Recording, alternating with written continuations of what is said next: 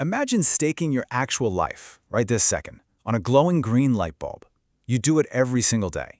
You assume an open gate means you're safe. You build your entire life around the idea that the safety manuals governing our world are absolutely foolproof. But what happens when a flawlessly engineered system, complete with crystal clear rules, still results in 5 people never making it home? We all really want to believe that the rules protect us, don't we?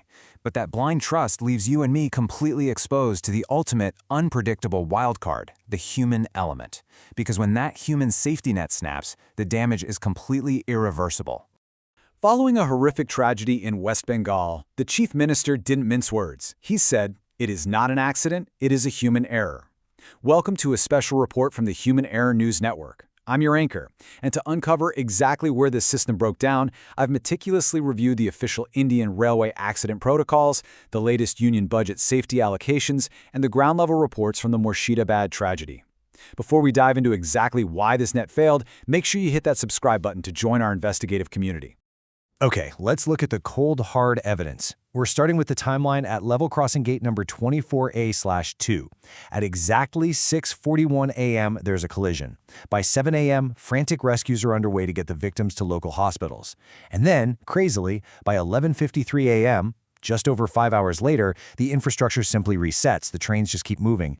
But the human cost of that morning doesn't reset. 5 lives were lost, 4 young students and 1 elderly cyclist.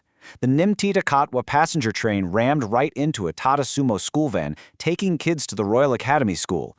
That vehicle was virtually crushed in seconds, leaving survivors, including the van driver, fighting for their absolute lives in the ICU. Now, initially, you'd probably assume there was a mechanical failure, right? A broken signal, maybe faulty brakes. But preliminary investigations by Eastern Railway ruled that out completely. The machine did not fail, the signaling system functioned correctly. The real cause? A catastrophic human lapse by the gateman. Which creates a massive, frankly, terrifying gap in logic.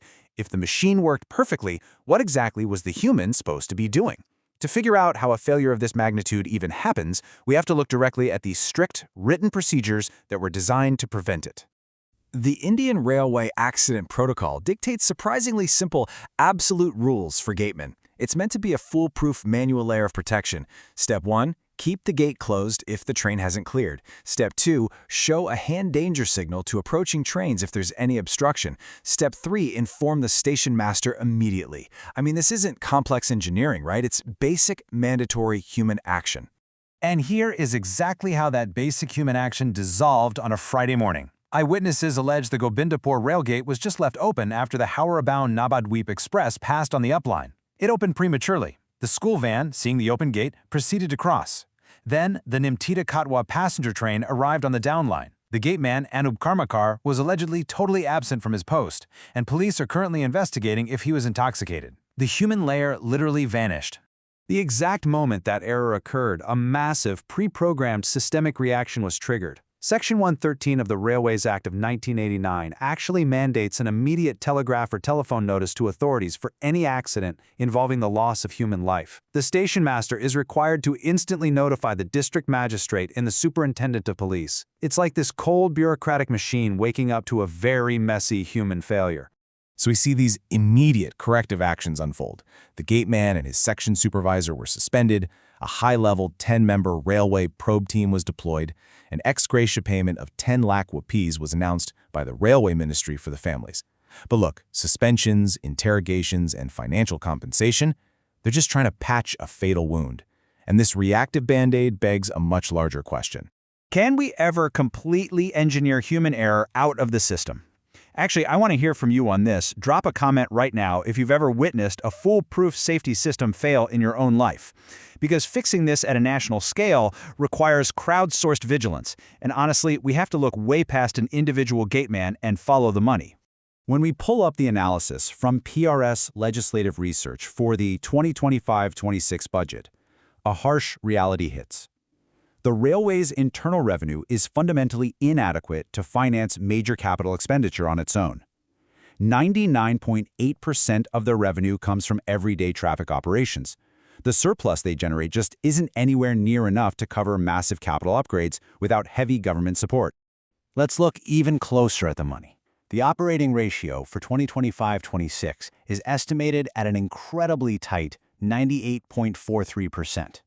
Think about what that means.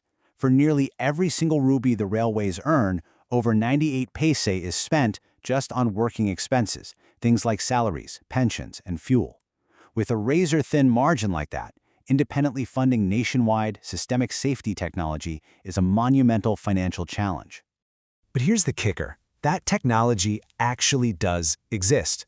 The ultimate systemic solution to a tragedy like Murshidabad is a system called Kavach. Kavach is India's automatic train protection system. It is literally designed to prevent collisions and completely bypass human fallibility by automatically slamming on the brakes if a danger signal is ignored. It's the technological replacement for the human safety net. So what's the holdup? Well, it's a massive financial hurdle. 50 million, that's 50 lakh rupees. That is the staggering cost to install the Kavach system for just 1 single kilometer of track. And on top of that, it costs another 80 lakh rupees per locomotive just to equip the trains themselves.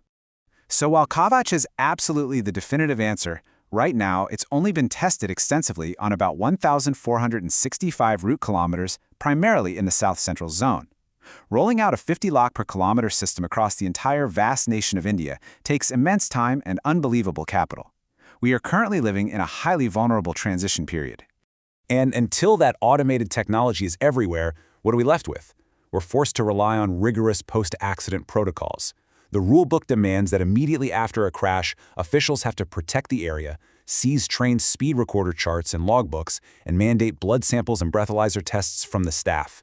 We meticulously quantify the human error after the fact, forced to measure the blood of the staff because we just can't afford to buy the automated brakes everywhere yet. The systemic goal pushed by officials is a zero-tolerance safety policy, but the systemic reality? It's unpredictable human fallibility. So here is your roadmap going forward. Assume the latter. Look at your daily commute, your workplace, your routines. Identify exactly where you are trusting a flawlessly designed system that is secretly relying on a tired, distracted human being. Because of a staggering 50 lakh per kilometer automatic system is literally the absolute only way to override a single human mistake, what other manual gates are standing wide open in our world right now, just waiting for someone to blink? This has been a special report from the Human Error News Network.